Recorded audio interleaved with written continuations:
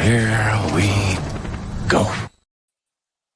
Noel Nation, welcome into another episode of the Renegade Rundown. We are 8 days away from kickoff in Ireland against Georgia Tech. This Florida State football team ready to run roughshod all over whatever you call them damn jokers, the rambling wreck, rambling ranners, whatever you want to call them jokers. We're coming for them. The Florida State offensive line is 7 deep with seniors. Ready for this running game to really take over the country of Ireland. We've got running backs coming out the yin yang. It really is an exciting time to be a Florida State Seminole. The defense is what it is. On the thumbnail, I've got our guy Zaria Thomas representing 8 days away from kickoff against Georgia Tech. Here's a guy who could possibly end up being the best player on the entire team, a first-round draft pick, and that's behind Darius Washington. That's behind Patrick Payton as far as the mock boards and things of that nature preseason. You've got 8 days until we play Georgia Tech in Ireland. 9 players have received preseason All-American type awards, Davey O'Brien, things of that nature. 9 players, 14 awards, actually. Both of our specialists. Specialists are going to be a weapon. But I won't go too much longer. We've got my beautiful co-host here with me, Jen Santee, a.k.a. Jen Knoll 13 or Jen Santee 1890. You can find her on X, as the old heads call it still. Twitter, our other co-host, Deshawn Adams, a.k.a. Deshawn Adams 18. You can find him on Twitter as well. Welcome you in here. Appreciate you, Deshawn. He's been with us here for going on 2 months now, and we've really taken this team up to the next level. Look forward to having an amazing season with you guys. We're doing members-only streams, watch-along parties for the games. We've got Jeff Colhane in here with us Sunday, the voice of the Seminoles at 7 Eastern, so don't miss that. Today, we've got our good friend in studio with us, Doug Rohan, before he gets ready to pack his suitcase and get headed all the way over to Ireland. They're going to do all kind of fun stuff over there. We've got all kind of plans for him to make fun of Herb Street. He's getting together with our guys over at Garnet and Old, maybe a competitor of this program as well, but we still love him. So what's going on, man? You excited to get over to Ireland or what? I am. We're 24 hours away from sitting in the airport and waiting for our plane to take off. So this is the last domestic pod that I will do. We're going to try and see if we can do a couple shows from Ireland next week. But for right now, you guys get me at the end of the week planning this week out, and then packing my bags as soon as we get done with this show, making sure I have my rain jacket and my rain pants and cold weather gear. It's going to be football weather, and we don't have to wait until October, November for it. We're very, very excited. Week 0. So lucky to be one of those teams this year. We had it in 2022, didn't have it last year.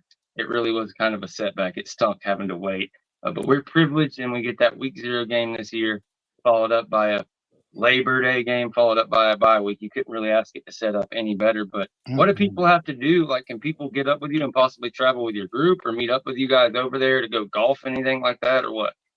Not a big golfer. I'm going to spend the first week with the family and hanging out, checking out Galway and the Cliffs of Moher. We're going to go kiss the Blarney Stone and then go check out, do some horseback riding. And then finally roll back into Dublin on the 22nd. So that's why we're hosting a lunch on the 23rd. If you want to come join us before kind of all the FSU planned activities start, that's kind of the kickoff we're hoping for. Show up, and I'll share the link on Twitter for, I think it's called the Porterhouse. And we're going to be there with, as you mentioned, Vince from Garnet and Old, TJ from Double Fries No Slaw.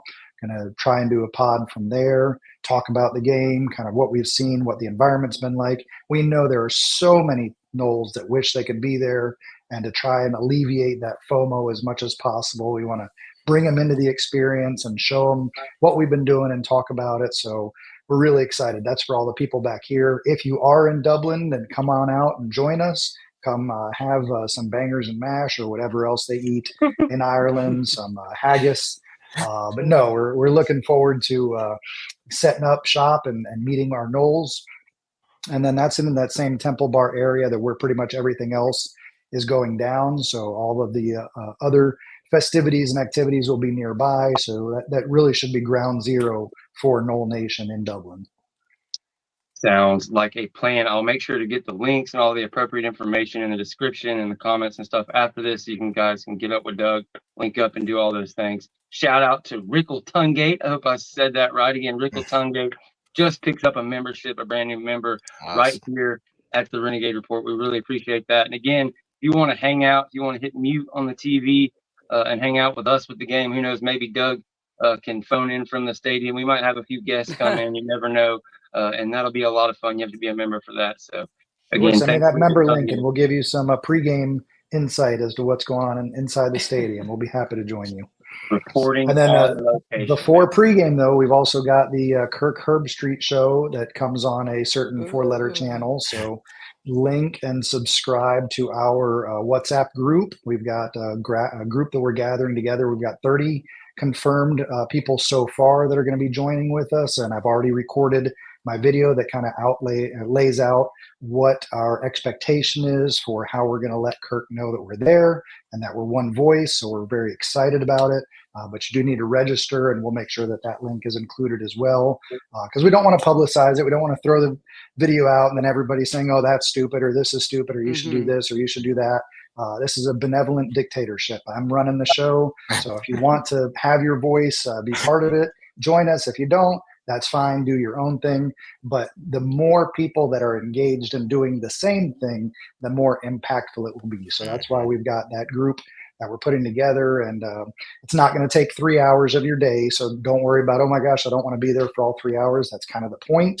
That's one of the issues that we want to show, is that we'll be there for the start of it, and then we probably won't be there for very long. So make sure that you come check us out. And if you're back here at home, I sure hope that you get a chance to hear us and cheer us on from your seats. But just know that we'll have your heart with us, and we'll be sharing your thoughts with Kirk as he gets started on that other college preview show. Well, they better be their ass in here with us, so I don't hear any of that. No, we'll have a lot of fun. Hopefully we can link up. Definitely everybody join us that can. And if not, we'll see you on the post-game show over at the Voice of College Football. We did that last year. Shout out to my guy, Ed Limix, the Luna Coffee. Super awesome guy, big fan of the show for a long time. So you never know. Look for the future there. Maybe we could work something out with those guys. Great people. Doug, don't get kicked out of Yes. Word from the rise for another entrepreneur. Don't get kicked out of game day. We're gonna try to get some legal advice from you. You're not gonna. We don't need to call an Irish attorney. I made very sure to look up the rules on what you can protest and say, and we've shared that in a video as well. And unfortunately, we're not going to be able to follow Jen's wishes and throw mashed potatoes or tomatoes. That's one of the big no-nos, is throwing things or threatening anybody. So it'll be a nice PG-13 demonstration. We're not going to go crazy. My daughters are going to be there. So for those people who are like, I don't want to be yelling out curse words, that's fine. We don't plan to. We want to get on TV, not be censored and shoot away from the TV. All right. Well, let's get in this thing. I'm going to kind of set you up and then turn Jen and Deshawn loose to see what their follow-ups or if they have any questions. But we finally got a look at Judge Cooper's ruling here in Leon County this week at the latest kind of ruling he's had. Some kind of issues came up there in terms with venue as it relates to jurisdiction and all the kind of extended battles that have gone on. So can you kind of help us understand in layman's terms what it really means, and if there's anything kind of new information to come out of this thing that could really affect the case moving forward? Yeah, it was kind of a throwaway line from the order, but it was very clearly a dig at the ACC attorneys. The first part that was neat is if you do some digging, you can see some of the letters and emails that were exchanged. Remember, both parties have to memorialize the order for the judge. And that's an interesting dynamic, because this is, again, a competitive situation, an adversarial situation where you're going against the other party, but yet you still have to come together and write this joint order. And there was one sentence that they were hung up on, and it had to do with whether or not the FSU attorneys had established agency. Was there enough evidence that the ACC had offices in there in the state of Florida? And so that was one of the things they were going back and forth on. But that goes to the issue of jurisdiction. And so there was a whole lot of fighting between the parties on the issue of jurisdiction. But the judge then threw in at the end of his paragraph, listen, I'm not going to rule in, or I'm dismissing count 7 from the amended, I guess, the motion to dismiss, because that was dealing with venue. Venue is different from jurisdiction. Jurisdiction is, does the judge have the authority to rule on this case? Does the judge have the authority over the ACC in this matter? Venue is whether or not this case is appropriate in Florida. That's a big deal. That's what we've been talking about. That's the issue that we have been fighting over. And the judge very clearly says, well, since you didn't bring it up in your motion to dismiss, you're waiving that argument. Venue is proper in the state of Florida. So it was a big oopsie moment for the ACC to realize, oh my gosh, we spent all this time focusing on the jurisdiction argument, 3 paragraphs, and they're talking about that, and we forgot to even bring up venue. And so as a result, the judge is like, all right, I guess venue is not an issue. Now, it's not a final order. Evidence is still open. We're in that phase of the case where nothing has been closed off. So yes, the ACC can come back and amend, but it just looks bad. The judge was ready to rule. The judge has ruled. And now you're like, oh, wait, one more second. We forgot about this other thing. It just points out the another unforced error from the attorneys of the ACC, who are supposed to be, dotting all the I's and crossing all their T's. It's a really big embarrassment on their part.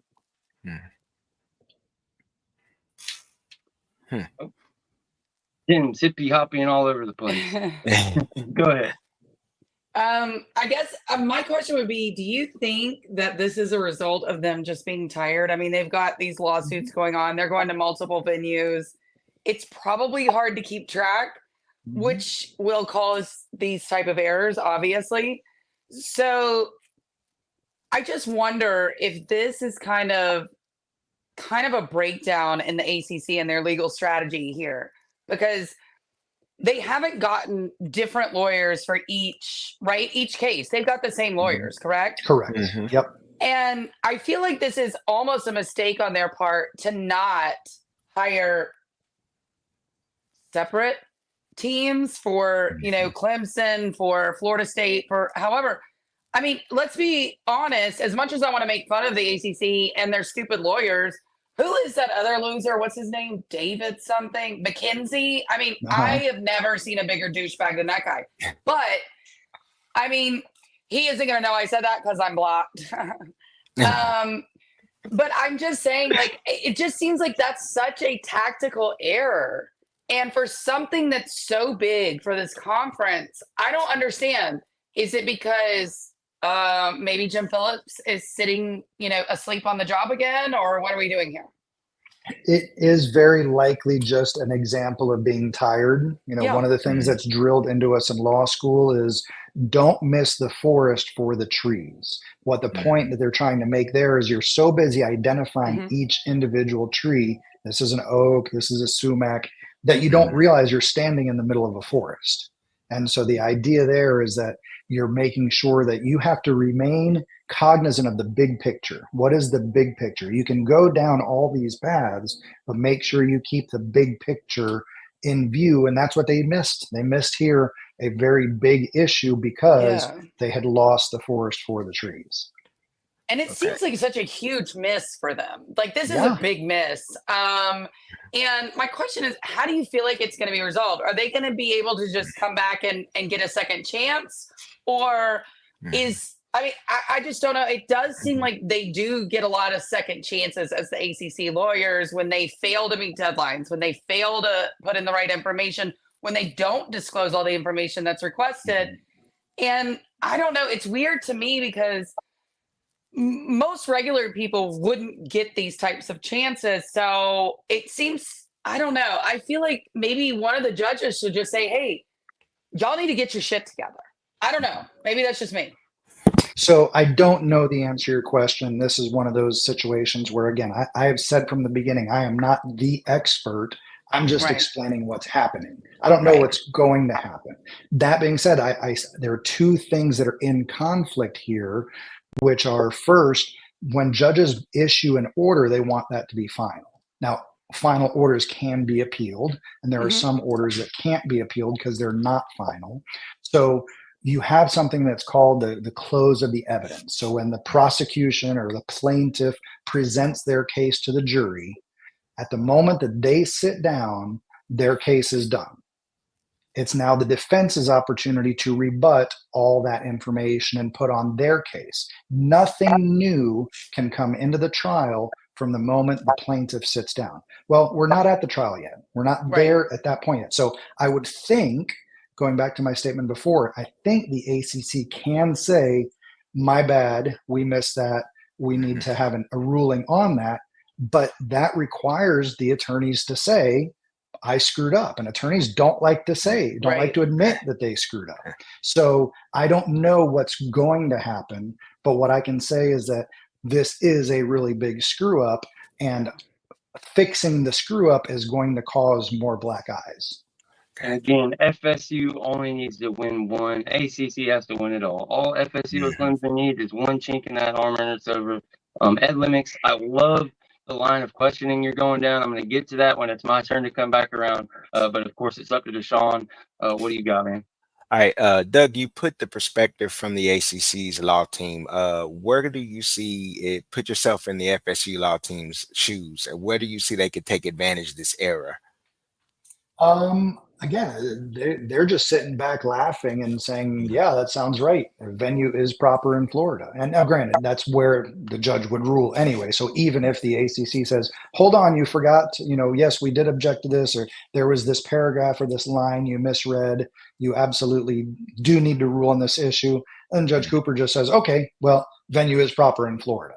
So it's funny because that would have been the thing that they wanted to appeal. And now they can't appeal it right now because it's been waived. And they've got to fix it. I don't know what their strategy is going to be on how they're going to fix it. Okay. All right. Jen, you got any more questions? No, I think I am good on that. I just enjoy watching the ACC lawyers screw up. But I was trying to play a little devil's advocate here and saying they're probably tired, but also while pointing out that the ACC screwed up because they should have hired lawyers for all the damn lawsuits they've allowed on themselves, thanks to their fearless leader, the useless Jim Phillips. I think that goes into a little bit of the old saying, fighting a war on two fronts, that you never win. And you can see that can lead to that fatigue where you're always having to dot I's and cross T's on this side and then turn around and change the writing on this side, but you're fighting two different battles trying to say the same thing, but you wind up saying different things, which is what's going on. I just find it is funny. It is funny that they're getting caught up in so much in a web, basically, in the web that they've woven. And I just think the long game is going to end up in our favor. Yeah. All right. I got time for probably one or two more questions before I need to run and resume my parental responsibilities. So we'll humor our guy, Ed Limix. Excuse me. Because I liked where he was going with that. First of all, first part is a two-parter. Any thoughts? Is there anything you've heard on mediation? Or what are you thinking is going on with that? I haven't heard anything, and we're unlikely to hear anything. The parties aren't going to leak that information out. I mean, it's possible to confirm that a mediation took place, or at least that a meeting took place. But beyond that, we're not going to hear anything. If anything, I would say the fact that we haven't heard anything might be a good sign. It might indicate that they're still meeting, that they're still talking. If this lasted any more than 15 minutes, I think that's a huge win for all of us fans, because that means they're at least wanting to set the boundaries. Now, I don't expect it to be done in one mediation or in one meeting. It's very common for especially a complex case like this to have to, break, talk about a few things, come back and revisit and reevaluate. So the fact that it hasn't settled in 1 day or 2 days is not detrimental to there being some kind of an agreement. But yeah, I would have thought that by now we would have heard, the parties were in so-and-so's office at 3 p.m. on Wednesday or something like that. So now that we're here, the mediation is beginning to take place. We're past August 15th, and this will be the final question. The next date being February 1st, 2025. Do you think there's a chance that FSU would let the ACC know, hey, look, we're leaving. We're not going to make it public and mess up any of our stuff right now, but the hay is in the barn. It's going to get announced before February 1st, 25. or just your opinion on that whole thing on the 2 dates, whether you think Florida State jumps or continues to wait. I think that this is an exciting week because if they're viewing the football season as a distraction, one possible scenario is the post August 15th yesterday and pre August 24th kickoff. That is one window where we originally talked about there being some kind of an announcement. I don't hear anything. I don't know anything. Once again, nobody is talking to me. So all this BS that I'm sharing is strictly conclusions I'm drawing based on the facts that are in front of me.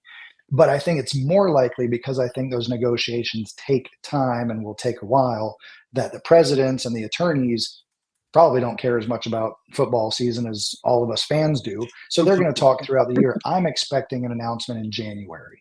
I would expect something. If anything, the announcement that would be most shocking and that would be most interesting is ESPN agreeing to extend the deal. They can do that now. They have a February 1st deadline. That's the period up to which they have to make an announcement. But they could make an announcement today. They could open College Game Day with an announcement that they're excited about their new 9-year extension with the ACC. But they haven't. And why haven't they? Because I don't think they're going to. When you leave our next subject, why are they firing anybody that has anything to do with FSU? Why is this whole PR move against us? But we love you. Well, I'll leave that as a transition for you all into the next subject, and I'll be wearing my hat on the plane tomorrow.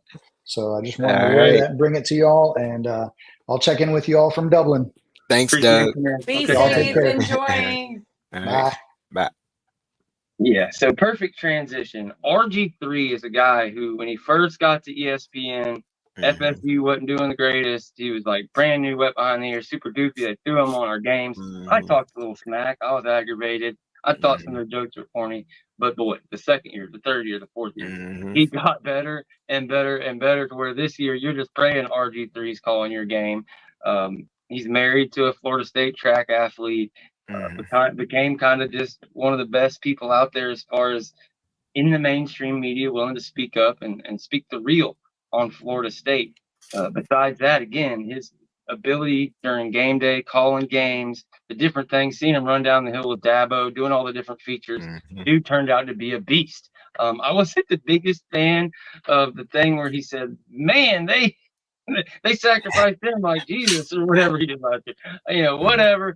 I didn't think that was the best. No, but we love RG3. I'd crawl across glass, as we say about coaches and players and things. I'd crawl across glass to get RG3 on the podcast. So if you're watching that, RG3, open invitation, but not just him. This is what makes it so much crazier. They tried to hide laying off Sam Ponder right behind him, like nobody was going to notice. So it did take a little while. It worked. It took a few hours before people really started noticing that. But again, Sam Ponder, originally Samantha Steele, one of everybody's favorites. Like, she was the shit back on College Game Day when we were all coming up. She's climbed and climbed and climbed, became a fixture, part of NFL programming now, and one of the NFL people's favorites. Her name, now Samantha Ponder, because she married Christian Ponder, FSU alumni, first round pick in the NFL draft. And whatever you can call us conspiracy theorists, you can say this and that, but we kind of talked about Paul Feinbaum and the kind of just pure and total propaganda he spews after anybody that ESPN doesn't have rights to, and especially all of a sudden FSU and Clemson, even though they do have their rights. It's pretty funny, just how hard he went. Pretty funny how Greg McElroy stops his take in mid-sentence, like for months and months. Oh yeah, Florida State should get in. Big fan of the program. They've got everything they need. It's all there. Quarterback be damned. Yada yada yada. Love Mike Norvell. All of a sudden he's on TV when it comes down to it, and he's oh yeah, I think he made the right call. And then you see him now hyping up Miami, and it makes you wonder if he even believes it, because he says they get Cam Ward coming in, and he doesn't even turn the ball over. Like, okay, well, I like Cam Ward. You can say what you want, but that isn't what you say. He turns the ball over. Like, that's the one knock on him. Whether you want to blame where he came from or not, that's the one big knock on him. So what's the verdict? And we can start with Jen. She's raring to go. Is it a conspiracy against FSU? Am I just crazy? Have I missed any of the things, or what exactly is going on? What's this hinting at? Is there something that that's known that we don't know yet, or what? Well, I mean, Dan Orlovsky still has a job. He did the same turnaround 2 days before the college football playoffs. If Florida State doesn't get in, it would be a travesty. The next Sunday, here that son of a bitch is the same thing. Him and Greg McElroy. So they all got the memo. And by the way, much justice for Sam Ponder. Let me tell you something. Do anybody know how hard it is to be a woman talking in this space, talking in sports spaces? She's one of the best ones you can possibly find. She knows what she's talking about. She's not even mean like I am. She's very sweet. She's very nice. Like everybody should love Sam. She doesn't say She knows exactly what she's talking about. She knows what plays are. She knows what players are. She can even tell you players' numbers. This was ridiculous. And by the way, shout out to even Dave Portnoy, who him and her had a big old thing. And he said, this is bullshit. It's bullshit. So I think it's really rich for anybody to tell us the fact that he went and pretty much destroyed Gargamel with his tweet the day before, after everything that he had said. The next day he's fired. I'm really over how ESPN wants to call us tinfoil hat wearers. Well, guess what? If they are out to get you, it's not a conspiracy theory anymore. I'm sorry. They've shown the evidence. They've given it. These fools have spent the last year denigrating, making fun of, calling our players losers, calling our coaches losers, calling our fans the delusional fringe. Yeah. This is what they did. Then after two people, I believe somebody needs to go look back, but I believe Sam Ponder posted under Robert Griffin III's post on that he made with like either a thumbs up or an arm like that emoji about what he said. And then you tell me those two are the one who's fired, because there are so many women on that network who make more than Sam Ponder. I looked it up. I'm not going to go there because people are going to get mad at me. But those women are idiots and they make terrible interviews.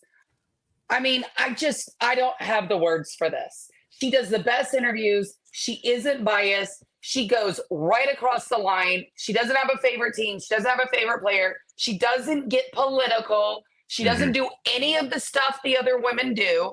She doesn't, I mean, maybe was it she stood up? I don't know. I'm just saying it's absolutely ridiculous. Justice for Sam, justice for RG3. I hope that you guys do a lot better. Maybe Sam can go join Barstool. Looks like you guys have made up. They're going to be making way more money than ESPN ever will. Enjoy. Put it on. Yeah. Encyclopedia jumped out with the $5 super chat. ESPN doesn't like people with spines. Integrity is a fireable offense there. Hard to disagree with that. Tony Vlashin, or I always get yours wrong. I hope I'm saying that right. I'm not going to read your comments, but I'm going to fight back on the political thing, because Robert Griffin III and Sam Ponder had the exact opposite political stance, and they both got fired. So that is not it 100%. No matter which side you're on it, they were both on opposite sides. They were both Christians, both strong in their faith and their principles. But yeah, as far as that political thing, they were both on opposite sides. And go ahead, Deshawn, with your take. I would just say, first thing you look at, you mentioned in the names, is principle. You got Sam Ponder, you have Robert Griffin, but you also have another one that we mentioned that also has ties to FSU because his mother attended and graduated from FSU, and that's Greg McElroy. And with speaking with him, you can see who the puppets are, and you see he doesn't stand on any principle. So I wouldn't necessarily say conspiracy, but it is a blatant out propaganda. It is propaganda. I do believe that. And it's something that's happened. It was established 15, 16 years ago with contracts and this and that. And I'm not being a conspiracy theorist. It's just proof that ESPN switched to pushing narratives for specific conferences or whatever and whatnot. I don't understand it. I don't watch the network myself anymore. I haven't watched it in years. And it's really, for me, in my opinions, it's about ethical journalism. You know, I don't think it's too many talking heads, not enough classic journalism and just covering the sport, being a showing values and morals, you know, standing on principles.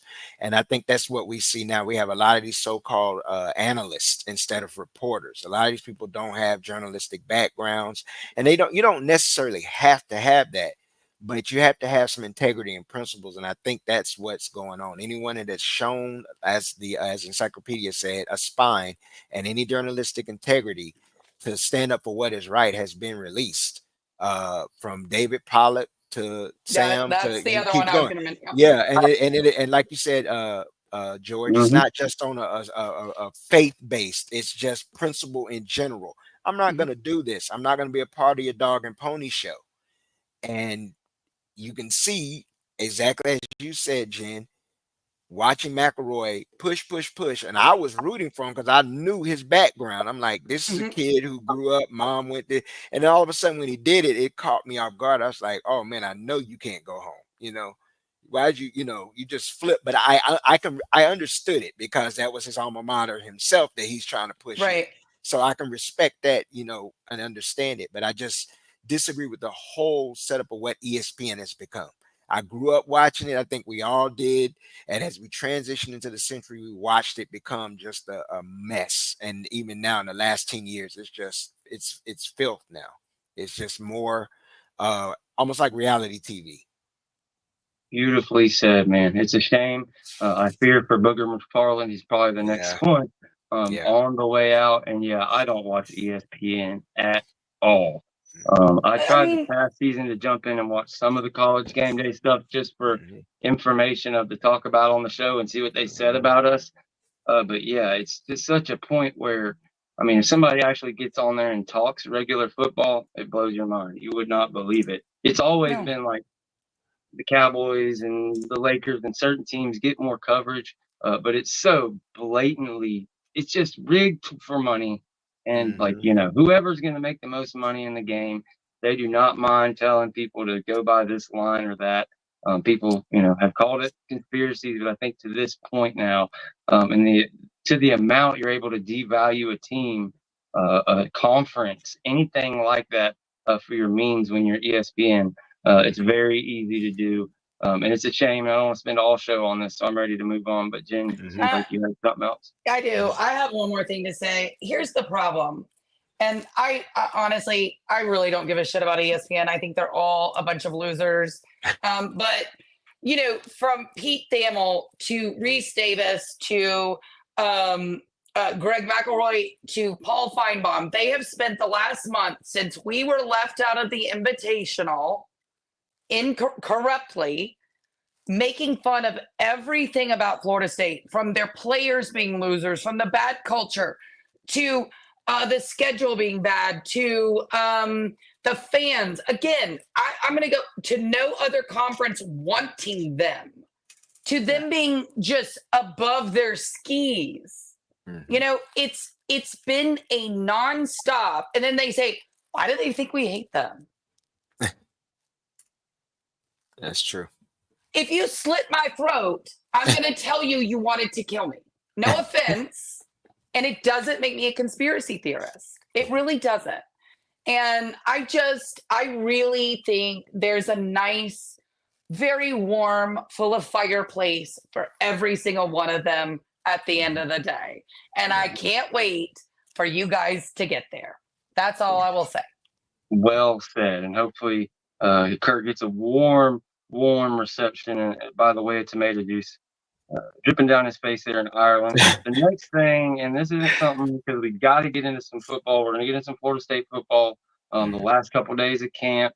We're going to give you guys a chance to call in with any questions you have about football or anything else. But I wanted to read this tweet by Darren Ravel from a couple of days ago. In May, Miami booster John Ruiz's company LifeWallet reported making $6 million in the first 3 months of 2024. They also reported losing $176 million. Now, Miami fans will say this is old news. They've been doing just fine without him. Look at the class they got, but it's quite obvious. All of a sudden, you signed 20-something 3 stars. The class this year is looking a lot different than the new coach smell that came along. better damn get it. Oh, we Because lost. they really need it if they're going to keep that momentum going. But according to his company, Miami booster John Ruiz said that Life Wallet told investors there is substantial doubt that the company continue operating. The Miami Herald reports. The billionaire has committed millions of dollars to Miami's athletes in name, image, and likeness deals. Now, this is something which we told you right off the rip on the channel. One of the first takes, talked to 2 or 3 different people behind the scenes of people that had dealt with NIL deals with them, or a girl that was on a specific team. All these different things. Long story short, yeah, it's a bunch of bullshit. It was a con man job. There's whole documentaries on what the app really is and what it does, and just for the company and what it was on the stock exchange and stuff. For him to just be doing all this NIL stuff and all these crazy deals, it made no sense. It was never like it was just he's a billionaire, whatever. This was this company. So I'll give you guys both. Deshawn, you can go first if you have a quick comment before we get into football. Yeah, quick comment. This is what happens when you get flash versus substance. I mean, I know we know he's not the only booster, but he made himself, when everything started with their NIL, to look like the figurehead in the face of everything, telling lies about stadiums when we all know the rules, and getting shit like this built. It doesn't happen overnight. He's telling lies about this, telling lies about that, and in the end, his company is belly up. It's rich man problems, but he's a bullshit artist, and just another one of the long line of Shapiroites that Miami tends to produce, and eventually it'll come back to bite them in the ass. Well said, my friend. Jen, you got a quick 2 cents on that?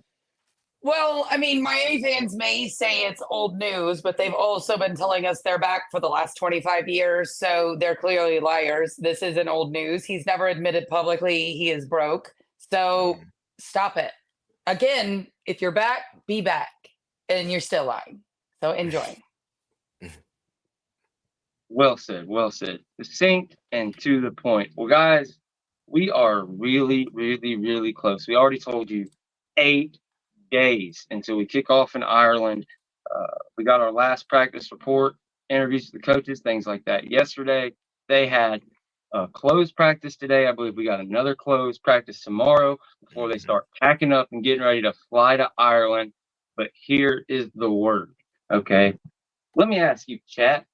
What's the one thing, if there's going to be one miracle to happen over the last couple of days of camp, what could possibly happen to get you fired up and think this football team is ready to go kick some fucking ass? What would that be?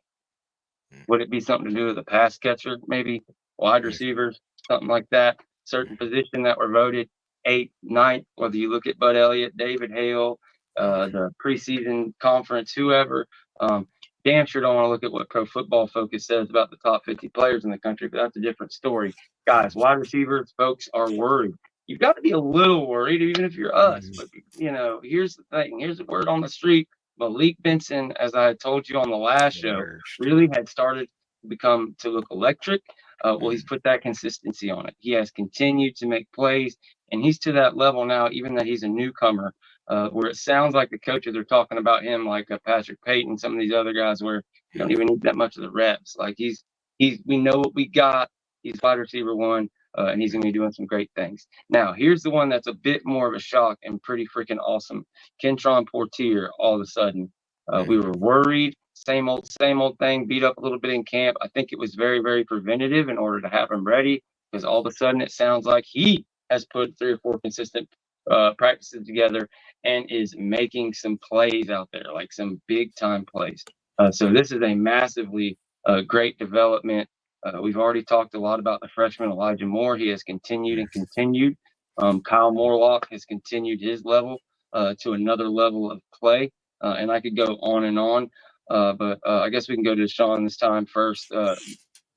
Let's stick to wide receivers first. But thoughts on wide receivers or anything that stuck out maybe that you've heard over the past couple camps? Any of the other names that I didn't mention yet that you're really excited about, that people aren't ready? They just don't understand. Like, it's going to be all right. I'm not going to say their names. I'll let you say them. I'll touch on Portier also, and with Portier and Benson, but in particularly Portier, it's feed your children season. It's that time. So He got mouths to feed, and he's stepping up. That's what I'm hearing. And the other name I throw out there also, we know Elijah Moore, but once again, Weezy. Weezy continues to develop, and when you see that and you hear that the freshmen are coming in and they'll be able to contribute in some capacity, that's good. We know they're gonna have growing pains, so I'm good with going with the growing pains with some of the younger guys. But it's nice to have an established person who's homegrown, been in the program for a while, like Portier coming up. Heard Deuce Span's name also being mentioned a few times, so I'm looking forward. It's about your floor, and I always look at the floor when I look at the room. So names like Portier, Span, and like even Williamson, those kind of names, you look to see how they're producing and performing, and that's where I'm at. If you're starting to hear their names a little more consistent, then now you know you got something. Yeah, I think the one name I didn't hear there is Jaylen Brown. I've heard Yes. more and more consistent things out of him. I'm Yes. hoping he can be just like a beefed up, souped up version of what Ontario Wilson was. It's still early, but from what we're hearing is he's getting more and more of that consistency, where I think he's to the level where they're going to be able to use him either to run somebody off or to run that go, or that slot fade or anything like that, that can really stretch a defense and make some big plays. How about you, Jen? Anything as far as the pass catchers? I know you're not as much on the X's and O's, but are people over worried? Do you think 8th or 9th in the conference is too low due to that experience? Do you think the talent brings it higher, or do you think it's fair for us? I mean, I guess until you see it, I'm not going to sit here and say it's not fair or start claiming that these people are definitely going to be great. But I really don't see how you can say with Hakeem Williams, with Portier, with Malik Benson, who, by the way, they had as like this high-rated receiver for Alabama, but he transfers to Florida State. So now it's like, well, we don't really know how it's going to go. I understand that. But, I think Florida State, what they love to be is an underdog, and that's what they usually are. And I'm just, Ron Dugans knows what he's doing. I think he's proven that. And I'm not going to be that upset about it. I'm not worried about it. And I think they're going to show out. I really do. I think people are so surprised. Y'all, Georgia Tech fans are talking crazy. They really think they're going to come out here and about to win by 14 points. I'm not kidding.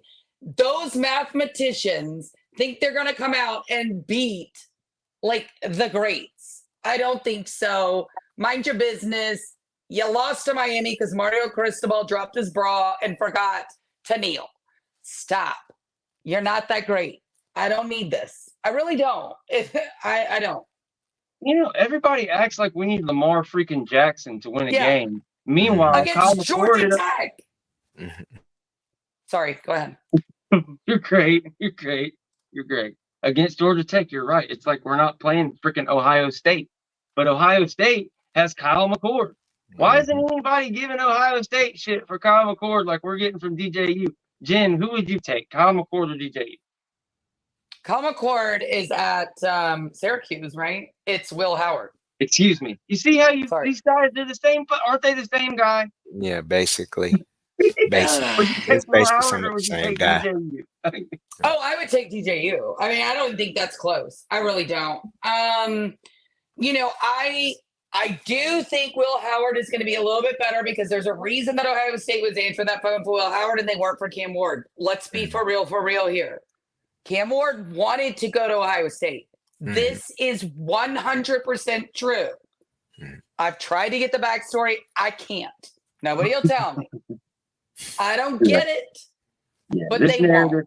This narrative out there that Florida State, it's like, oh, DJ, this man, we don't need that. We have senior offensive linemen. We have the most dynamic running back room maybe in the nation. David Hill, he may have had us 8th with wide receivers, but he has us number 1 in running back. I tried to explain this to some different Miami fans in spaces on the timelines and things. Damian Martinez, he was a beast. He came from that Oregon State system. He was a beast there with DJU handing the ball off to him. Now he's at Miami, and he's one guy. What do you have behind him? You've lost everything you've developed over the past years. Even the true sophomore that you were all excited about, he transferred. So it's about more than one running back. It's about a room, especially in college, with all the different things you're able to do. Florida State's going to be running 20 personnel, 21 personnel, 22 personnel all year. They're going to be running 1, 2, 3 tight ends with 1, 2, 3 running backs. It's going to be a lot of fun. It's going to be creative shit. And yeah, we don't have to have a game changer, as Cam Newton would put it. We just need a game manager. And I think DJU is going to surprise people in that facet. And before we move on from the pass catchers, I wanted to get into freshman impact guys overall, but we can touch on the freshman tight ends that we haven't gotten yet. Amari Williams and Landon Thomas. Everybody thought Landon Thomas was going to be that dude to come in and possibly start as a freshman. He's been a bit beat up, but Amari Williams, all of a sudden, okay, well, look, he's the perfect size for a tight end. We're going to try him there for now. And who knows, he may never make it to D, and he's played so well.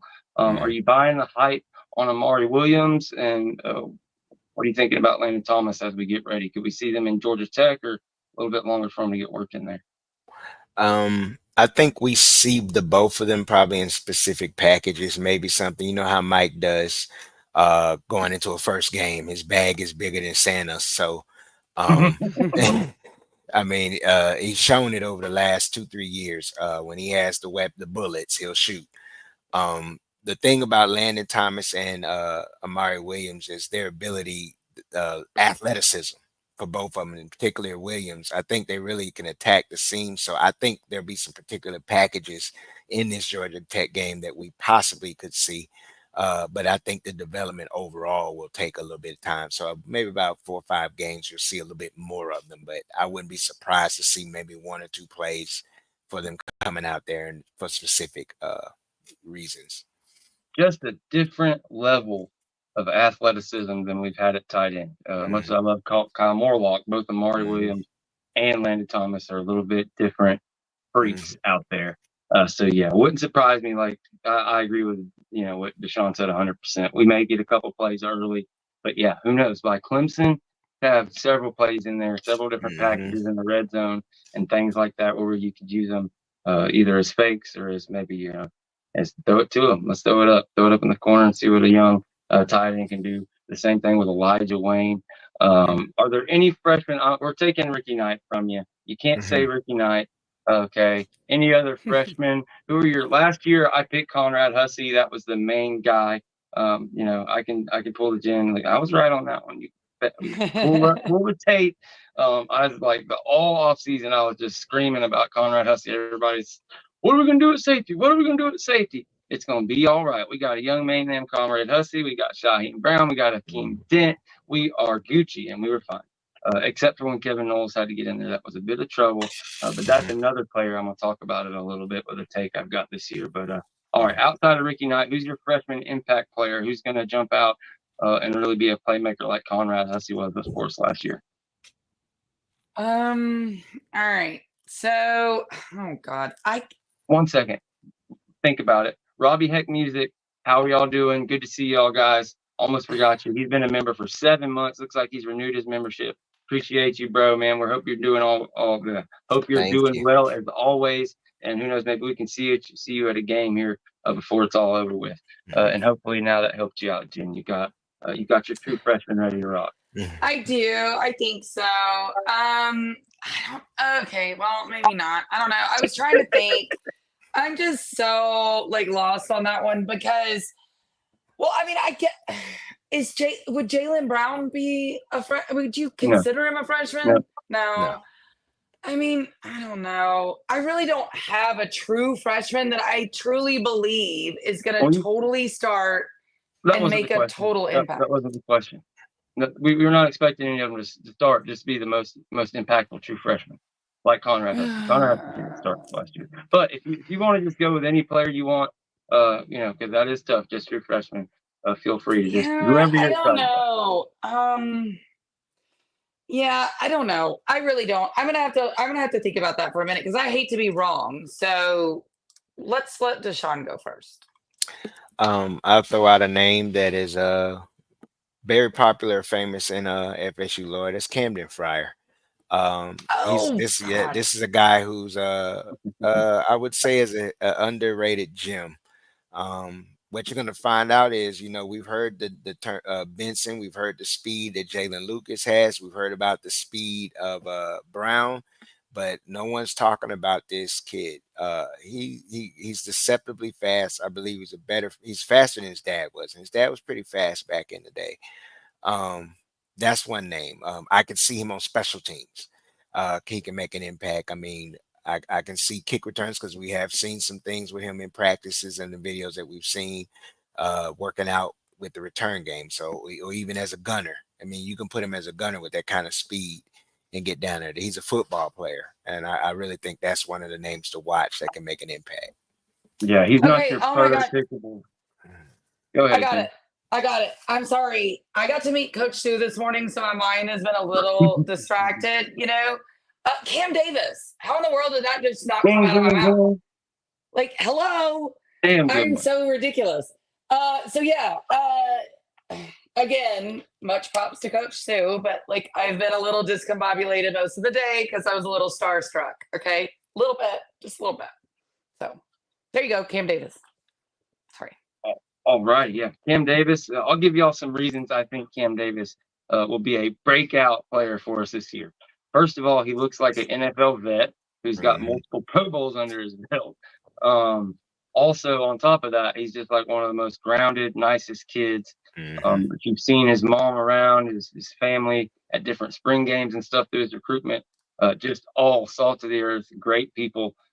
Again, he looks like a third-year vet in the NFL, and anybody you talk to, everybody I've talked to out of spring, we even got to see a few videos. I don't know if it was from a scrimmage or a what, but yeah, just a freak. He's got kind of everything that you want. He's got the power. He's got the speed. He's got the ability to cut. He's that true running back. He is not the tailback in this offense. So yeah, I mean, you talk to some people and they'll tell you they think Cam Davis, is you want to put projections and talent and everything into it, he's probably the most talented guy on the entire team. Like the second he got there, he's that kind of talent. Best running back we've signed since Cam Akers. So definitely a great answer there with Cam Davis. Somebody who probably have less chance to be as much of an impact, but somebody that I really like is Micah Hyde Danby. I've liked him from day one. That one cut runner that comes in, more of that tailback position, but somebody that is truly fast, track speed. Somebody that can follow in the footsteps of a Toafili, maybe even be a little bit more electric. So tons of fun there. I'm going to go ahead and throw the old banner up with the phone number on it. If anybody has any questions, we went over the roster kind of up and down. We've talked about different things. We want to give you guys the latest information, but there's only so much to go over each show before we get to previewing Georgia Tech. We'll probably start that the second half of the show. Again, Sunday, we have Jeff Colhane, the voice of the Florida State Seminoles, live right here at 7 Eastern to kind of preview the season, give us an idea of what the temperature is around the program. A guy who's around the team every day, gets to interview a different player and his stuff there. And also he gets to interview Coach. He's the host of the coaching show. This year, that's going to be over there at Bowden's downtown, by Mad Social and all those different places over there. So hopefully we might get to go to that thing one time this year. I'd love to get to join the coach's show. I think they tape on a Wednesday normally. It's on a Monday with this weird week and everything like that. Or maybe they tape on Mondays and play it on Wednesdays. Don't let me mess that up. Jeff will get you with the right information then. But again, the phone line is open. If you have any questions as far as FSU football, recruiting, anything, Bryce Fitzgerald, I believe, is committing tomorrow. He's a guy that's just another one of these guys on the DB board who we haven't been able to tell you much except for that Florida State is went after as of earlier this week. We're in a really good position. I would have told you maybe he's the next guy, but I'm just going to give you my take. Here's my opinion. Patrick Surtain does not like this DB class. I don't think he likes damn near anybody in it. I really don't. I think it's just one of the worst DB classes in a bit. I think next year's class and the year previous were better. I think we're deep. I think he's sitting here thinking about what he can get out of the portal versus what these guys are wanting and the kind of attention and money and all those different things. And as much as I would like all these guys, I just don't know. We'll see. I haven't talked to Pat Surtain. I have not spoken to Pat Surtain. I've been saying that wrong. Pat Surtain, excuse me. Pat Surtain Sr. So I don't know. This is just purely my opinion and looking at it and from talking to different recruits and where they've stood with their offers all along and everything else. I'm hoping 2026, there's a kid out there named Caden Hall who's an absolute beast. He's already like 6'2", 185. He's a safety that goes to Milton High School right up the road from me. He's got an offer, but it's one of those things. There's offers and then there's offers. So we'll see what happens there. I would really like to see them grab him. I would like Pat Surtain to lock him up. That'd make me feel good to get one of these panhandle guys. But as far as clarity, looking like Ole Miss, dude. We'll see. We could always turn it up, but I don't see it. Floor's open. Deshawn, you want to talk recruiting, and then we'll go to Jen if there's anything on your mind in particular with it. On the Fitzgerald thing, there's some things going out about my in general. So in general, Fitzgerald, but like Okay, well with Fitzgerald, I just say I've heard a little bit of Miami simply because of the whole thing with Ben Hanks committing to Florida today. Outside of that, with recruiting, no, it's just maintain. We're in game season now, so games getting played, and that can shift a lot of things. Them W's and L's change a lot of kids' opinions. So some commitments may change from other programs. You know how this works. So when I look at the bigger picture, I'm just like it's game season now. With recruiting, you put that on the back burner because those kids are going to be sitting there watching the same games we're watching, and they're gonna sift through the lies. They're gonna sift through the lies and get to the reality. And if your staff, which I believe our staff comes correct with reality, then it's cream rises to the top. So does Conan Banny have a date yet? Not that I know of, because I assumed it was supposed to already. Well, isn't it this month? Is it this coming week? I'm asking you, bro. I have to look it up, but I'm not sure. I just know it's been FSU, Tennessee, and it seems like I'm being honest, I can't get a read. I don't have a source. Like, there's not a consensus. I really don't know what Pat's idea. Everybody I've talked to, it's been a little bit different. Whether it's high up or low down on the totem pole of how much access they have. I really have had trouble locking it down. I don't know if it's Fitzgerald. I don't know if it's Conan Banny. I would take any of them. But Pat Surtain is he's the cat's pajamas. He's that dude. He's, Big Dick Daddy in Cincinnati when it comes to DB recruiting right now. What he's done with this room in such a short time. And there's also the portal. I don't know. Maybe they only take 3 guys. I don't know. We've already got a couple. So, Jen, any thoughts? Yeah, I think lion season is about to be over and paying season begins. You got to cash that check that you've been writing all summer with these lads to these poor kids. So we'll see if they stick with you. That's what I would say about that. I think a lot of these kids want to win now. And when they see you, they don't want to be embarrassed. They don't want to be like, look, Florida's class is probably going to get decimated. Let's be for real. Although I did pick Florida to beat Miami, but that's just, facts. So I think Conan Banny commits on the 23rd, which is the day before our game, which is now I remember. Now that made me feel good about us possibly getting a commitment from him the day before, but you never know. And sorry, I didn't mean to interrupt you, Jen. Oh, you're fine. I was just saying that I think lying season is over. Lying is for us fans because all we can do is lie and cheer, right? So the coach is doing it, makes them look bad. And I think these kids, if you're not talking reality, which I'm pretty sure there's a couple coaches that are not talking reality, we'll see how it goes. Georgia Tech looking at you. Let's see. Yeah, I haven't said this in a long time because we haven't really been in the position like it was in the dead of the off season where we just had to really, with no news, get philosophical and things of that nature. But look, people are worried about offensive tackle in our recruiting class, and they're worried about a couple little different things here. Maybe DB if they're nuts and they just want to see names get put down on a piece of paper. But look, Jen alluded to it. Talking season's over. If Florida doesn't win 8 games, if their coach gets fired, if they stink, guess what? They've got all kind of good players. I think they're up to 7 or 8 blue chips now. That's going to be for the taking. If Miami, loses to somebody and the whole thing crashes and burns like it always does, they've got a million turnovers and they lose 5 or 6 games, same thing. And this goes across the country.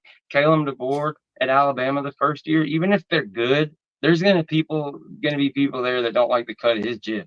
Like they're just not going to be with wherever he came from, and they're going to want to leave. Same thing with Georgia. You see all these press conferences with Kirby Smart where he's upset and deteriorating the roster and I can't hold a monopoly anymore. Yeah, there's going to be guys that are going to be fed up with that and leave, and that's across the board. So yeah, it's only going to affect Florida State. We're in a point where, to me, what happens on the field is going to be a plus for us year in, year out. And it wasn't for a long, long time. So that's a great thing. I'm here to soak it up. We've just passed 1 hour and 1 minute. So we're getting really, really close. You guys, now's the time. If you don't have any questions, you don't have any questions. But if you do, now's the time. Don't be shy. Call in. You can ask the question to me, Jen, Deshawn, for all of us, whatever, 850-495-1906. That's the number. You can donate at Cash App at Renegade Report or # Renegade Report. We appreciate that. You can become a member if you want to be a part of all the fun giveaways and stuff we're going to do later in the season, as well as be a part of those watch-alongs that we do during the season and have all kinds of fun guests for. Guys, I think we've about covered anything. Anything I've missed? Anything on your mind? Jen? I have one more thing that I completely forgot to say, but as far as ESPN is concerned, and this is just another dig, right? Anybody else remember how they hounded on Florida State's culture? What have they said about Georgia? I'm not going to say anything. Georgia's trying to make their own Swamp Kings episode over here. They say nothing. They say nada. Kirby Smart is the next coming of Christ, according to them. And this man, I mean, has anybody been arrested yet today? I don't know. I've missed it. This is wild.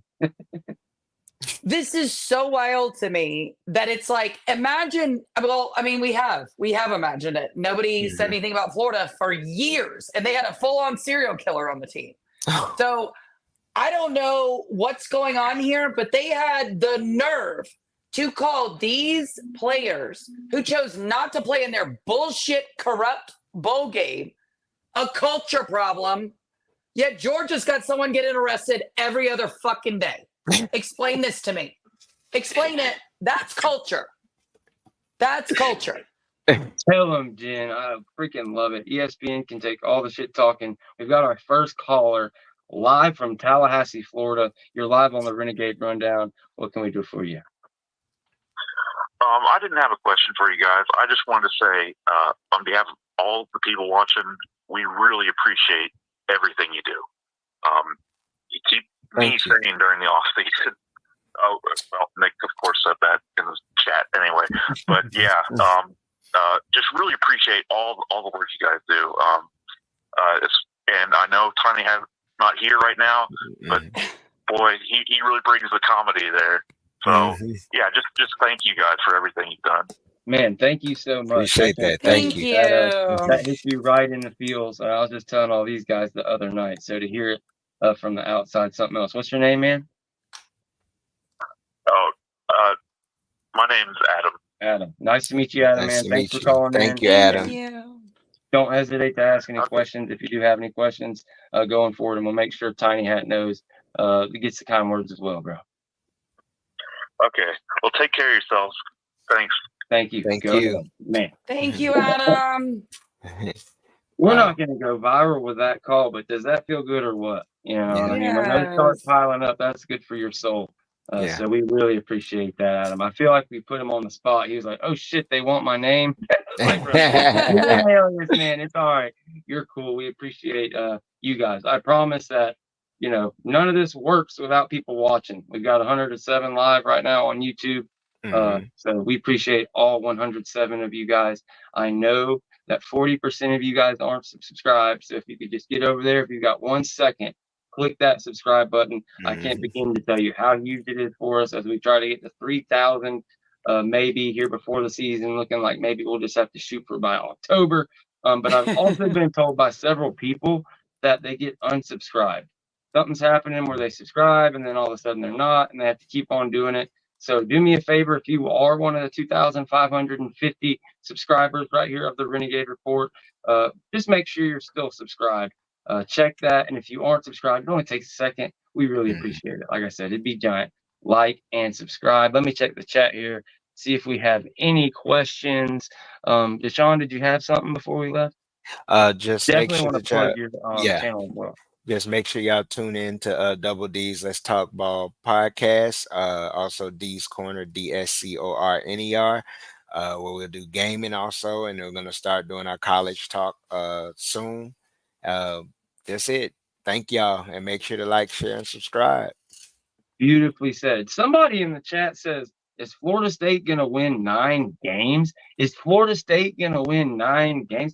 Does a bear shit in the woods? Is a termite that came out of a wooden yo-yo fucked up? I mean, I don't know. Is football that fucked up? Yeah, Florida State's winning 9 games. Now, Almighty Finn wants to know, are we going to win 11 games? That's a little bit different question. If I talked about it like I just talked about 9, everybody get their panties in a wad. But here's the thing. 11 wins, I feel, is pretty safe, especially if you're including bowl games. But if you want to look at regular season, that's what I picked last year. Last year, looking at it, I tried to be like, look, we've got LSU, we've got Clemson, we've got them early. We split those. We're going to be good. We're going to win out. This year, it starts off so damn good. It's kind of different. We have an extra game. Notre Dame sticks their head in there on top of Miami and Notre Dame, or Miami and Clemson. But I don't know. Last year, my head was telling me 12-0, but I'm like, dude, your first year with the podcast, big things happening. Let's not get too crazy. Let's go with common sense. I went with 11-1. We went 13-0. So I'm not ready to make that prediction, Mr. Jerry Ingram or Almighty Finn. But I will say, the overall 9 is safe. And I say we win at least 11 games overall. But we're going to do that prediction probably Sunday or Tuesday. But we've got our guy Jeff Colhane with us Sunday, so maybe we'll wait till Tuesday. How does that sound for you guys? Final season predictions. Yeah, and then Friday we can do the score prediction for Georgia Tech.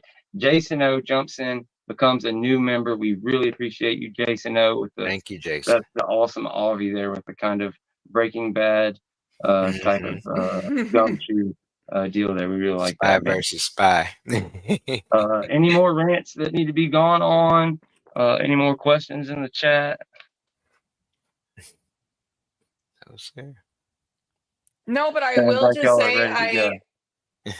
just say, as I said earlier, I did get to meet Coach Sue Samaru today. It was so fun. I had such an amazing time. She's such an inspiration. It was great. It was really great. Couldn't have been a nicer human being. So Awesome. Well, Almighty Finn says, we will win 11 games, damn it. Mark it down. Okay, man, I'm with you. We're going to win 11, but can we win 12? Stay tuned to find out later. And again, don't forget, catch me tomorrow on The Voice of College Football with Mark Rogers, Chris Frazier, James Coleman of Den Media and Spear Addicts. Make sure you catch Pro Football Talk, Double D's Let's Talk About It, D's Corner, the 2 podcasts that Deshawn and his friend run. Make sure you get here for the roast every Monday. We just had one with Zach Smith, the host of Minutes of Sports, former coach of University of Florida, followed Urban Meyer to Ohio State. All kind of awesome stuff in there. He had some cool stories about Alex Atkins, Pat Surtain, big fan of Mike Norvell. Him and Jen, went back and forth. Tiny Hat talking about, wrecked anuses and things to do with Jacksonville Jaguars and Urban Meyer. It's all fucked up. So go check that out. You'll have a lot of fun. And we're trying to take this thing to the next level, guys. We really love you. Couldn't do it without you guys, but I will quit running my mouth. Let's run this music. Let's do. We might as well run the Sub Life with kind of the little bit of with the move we got here. And that's another guy. We need to get Sub Life on the roast. I think he'd be perfect for the roast. So here he is. Ooh, that's a good idea. I'm telling you. Who knows? Maybe I might get the singing karaoke or something. You know, Indian outlaw or something. Not me. I'd sound like a cat on a fence. You can catch me in my wig. No. All right. We'll see you guys later. Go Noles, baby. Go. Hey, man. FSU versus everybody. Let's go. First off, fuck Bama in the road tide. Fuck Tuscaloosa in every city that's close by. Bitch ass hillbilly redneck fans. Auburn almost caught y'all slacking like dress fans. Michigan trash, they ain't got a damn chance. Only Wolverine I respect is X-Man. Keen ass coach got exposed, still in plays. Damn right I'm bitter, y'all sweeter than lemonade. Texas ain't shit to rave about. The Longhorns only good at a steakhouse. Had y'all like number 3, I was like, no way. Y'all lost to Oklahoma, which means y'all just okay. And Washington not important. Y'all be some ducks acting like that's vital as an organ. If we played y'all, we kick that ass Chuck Norris. Y'all stay boring. Only thing in that bitch is a forest. Let's set the record straight. Fuck your team if it ain't Florida State. 13-0, undefeated. Damn, what more it take? Denied our presence. That should be a crime. They jealous. Probably get in if the Gators wasn't 5. Miami better not say nada. Last time they won a championship, food stamps had